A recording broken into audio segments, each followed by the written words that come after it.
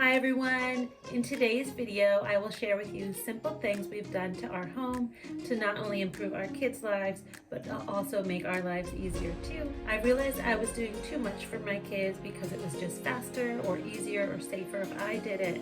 But now I've set our home up in a way that's proper for our family's needs. And now they can get what they need, they feel empowered to do the things instead of me doing it for them, and they can become more independent.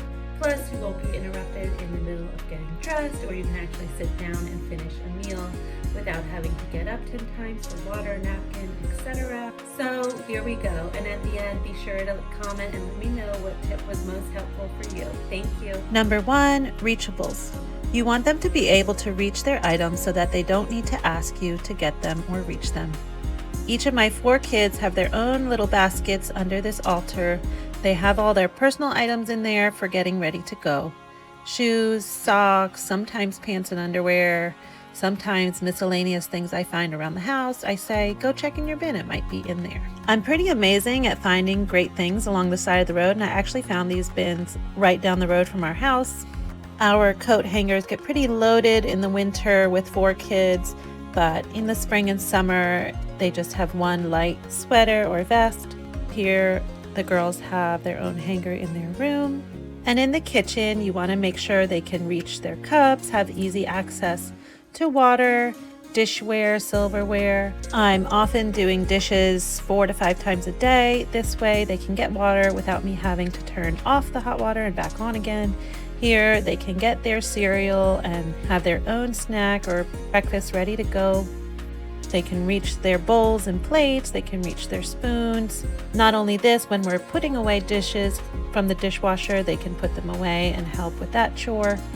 After too many broken glasses or ceramics, I switch to metals and plastic bowls.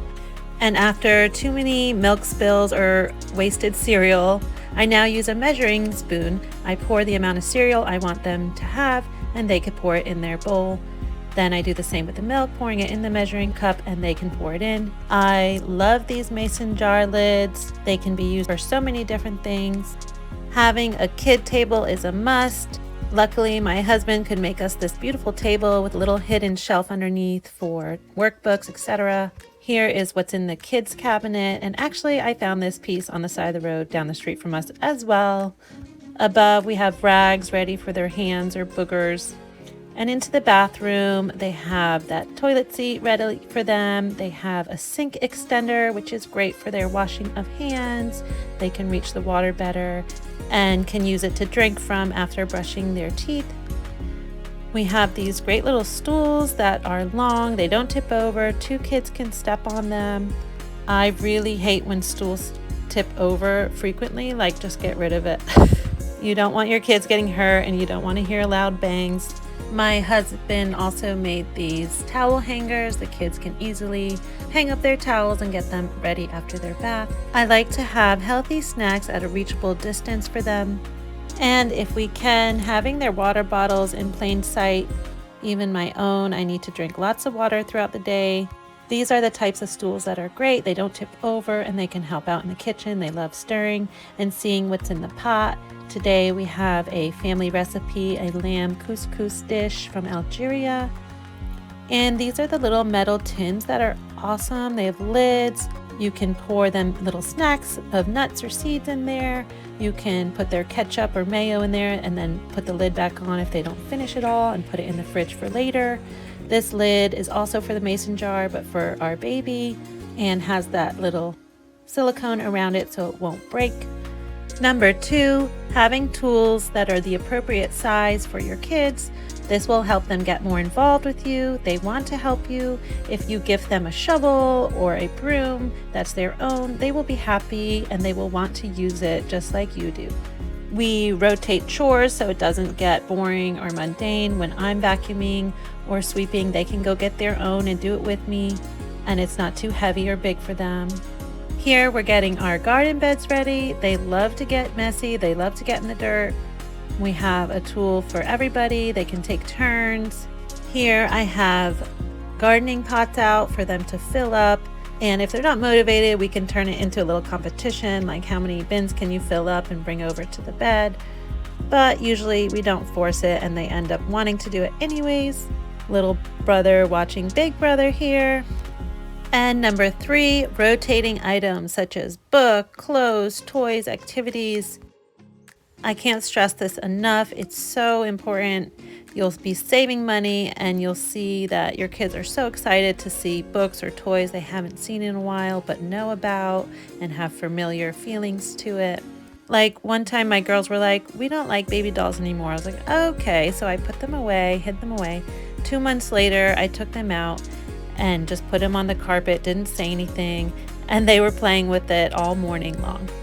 So have good bins for storing, putting things away in your closets, and then rotating what you bring out. Here we brought out Play-Doh. We usually bring out Play-Doh maybe once every 2 weeks.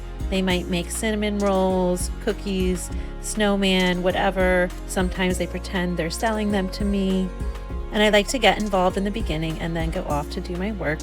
We get a lot of hand-me-downs and I really try not to accumulate too much. I use these cardboard shoe boxes to separate their clothes.